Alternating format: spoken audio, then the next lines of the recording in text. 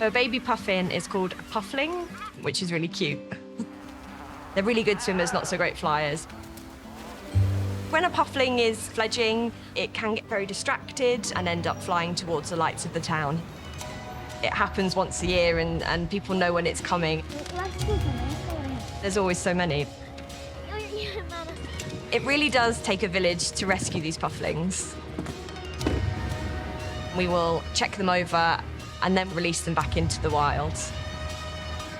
Every puffling counts.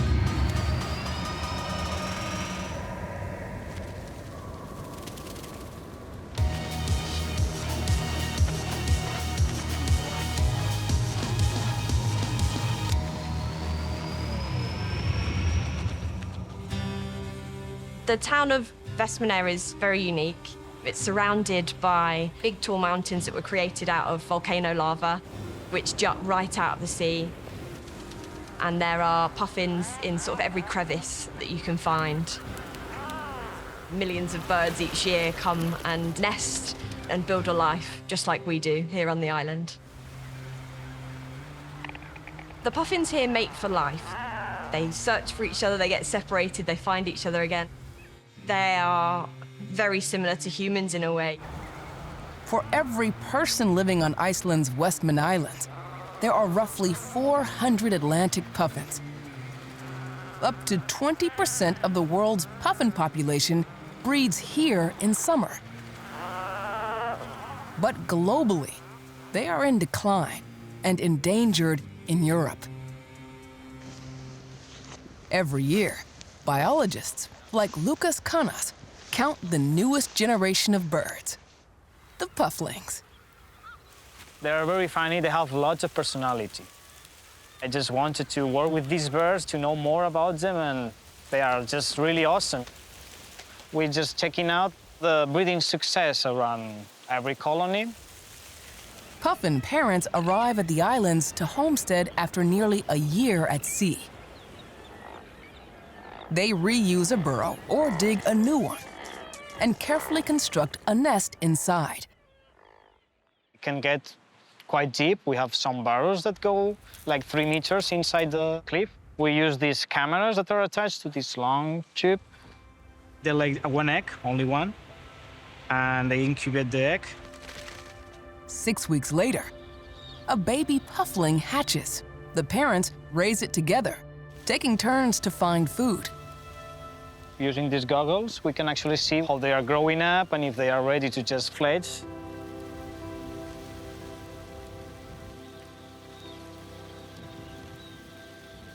When it's big enough, it's gonna start to try to get out of the nest.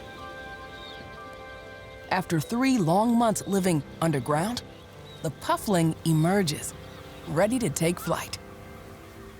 They don't actually just jump from the end of the cliff. They are just running down, flapping their wings a little bit until they just finally start taking off. To avoid predators, pufflings attempt their first flights under the cover of darkness. But nighttime these days is not so dark. Light pollution is something people really don't think much about, but puffins, they are attracted to the light. This is the first time they actually fly in their life, so it's bound to be problematic for some. For more than 40 years, biologist Erpur Hansen has studied the puffins here and watched them mistakenly flap into town. We basically live in a seabird colony.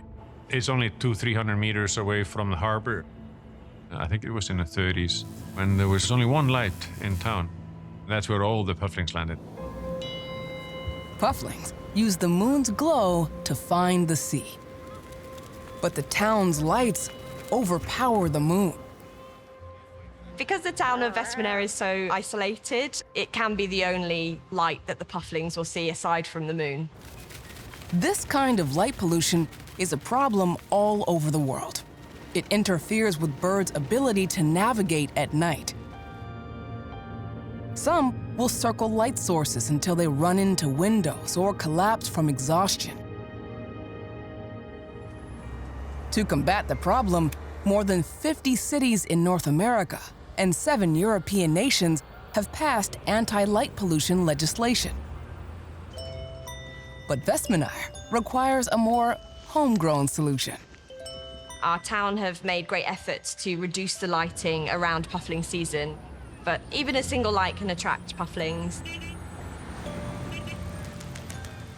Because the town of Westman Islands is a fishing port, it's really impossible to turn off every light. Obviously, there's a lot of boats that come in and out of the island.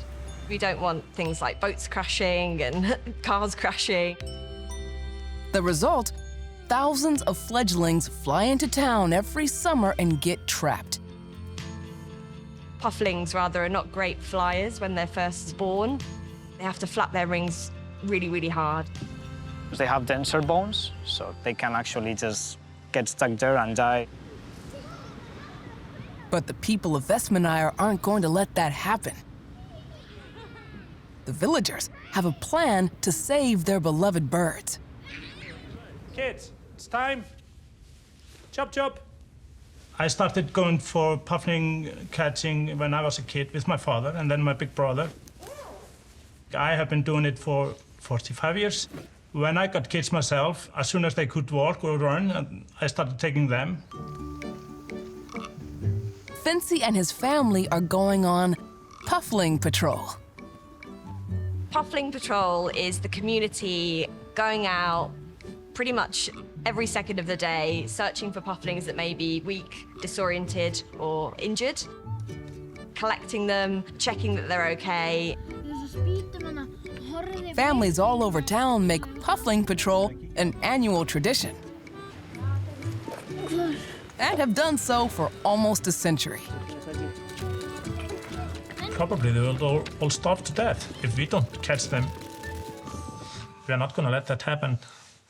It's our duty to go out and rescue the pufflings. Each family works as a team, all night to save wayward birds. We stay up to maybe 3, 4, sometimes longer. Before the school starts, every kid can stay up late and sleep until noon, you know. Patrols last the entire puffling season, as long as 6 weeks. In that time, the town saves as many as 7,000 birds. Those nights you go out, you can see smiling parents and you can see smiling kids. Everybody's running around with the boxes. For us, it's just not rescuing the pufflings, it's just something you do. Everybody likes it here in Westman, and especially me, I'm in love with it. Each morning, the patrols bring rescued birds here, to the Sea Life Trust Puffin Hospital. Once the families drop them off to us, we will do a health check, we'll do an avian flu check, and we'll weigh them. And if they need to be admitted, then they'll come to us and we'll do further examination. How's he getting on? I think he's doing quite well. So firstly, we want to make sure that they're nice and settled on the water, which he is. His wings are nice and tucked in, and he's sat with his chest out. Okay, let's see if you're hungry. There you go. In our care, we make sure that the pufflings are properly fed. We feed them capelin and eel. We will make sure that their bellies are very full so that they're ready for release. He looks good. Very positive. Maybe we can release him soon then. Yeah. With the species in decline, every puffling is important. Most Atlantic puffins live in Europe, where populations have crashed by nearly 70% in the last 50 years, mainly due to food scarcity. Warming oceans drive away the cold water food that puffins need. With rising sea temperatures, the fish may migrate to colder temperatures. So it's really difficult for the adults to go out and get the food, such as eel and capelin, to feed the pufflings, so they can get enough nutrients to grow and survive out in the wild. Other puffin colonies have been hit hard by shortages of fish. They have to eat half their body weight per day when they're raising chicks. So when it gets too warm, then you get 55% reduction in chick production. So that's a lot. But the Westman Island birds are going strong. And every puffling the patrol brings in helps Erpur and Lucas learn more about the colony. Okay, where did you find these pufflings? just in the middle of town. And they look okay, or they were like... Yeah, they were running. Okay, check. Yeah. Lucas bands the pufflings with small rings so they can be identified later. Perfect. So we're done. For over 60 years, we ring the pufflings to find out where they go and how long they live, how things might turn into the future. More than 24,000 pufflings have been banded here to date. Questions like where they go in their first year are finally coming into focus. These banded birds have been found as far away as Canada and Denmark. This year, I think we've banded like 420 pufflings or something like that. All thanks to the villagers who went out on patrol. It's very nice to work with the children here in this community. They're very lovely, they're very helpful, and something that I will always remember for sure. Thank you for bringing the puffins. Without the community, we wouldn't know about injured pufflings, we wouldn't be able to rescue and rehabilitate them, and they wouldn't be able to release them. How do you release a puffling? Throw it off a cliff. We like to throw the birds really high in the air because their wings are still trying to catch the wind.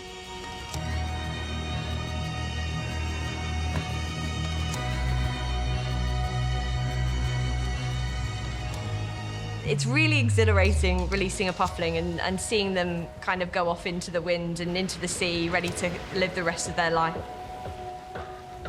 It's really quite exciting to know that you've given that puffling a chance.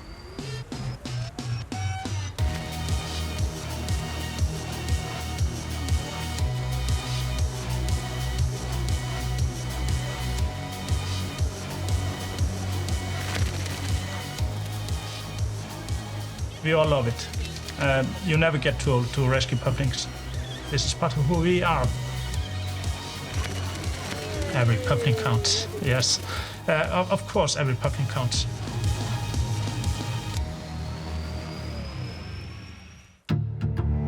Thanks for watching this episode.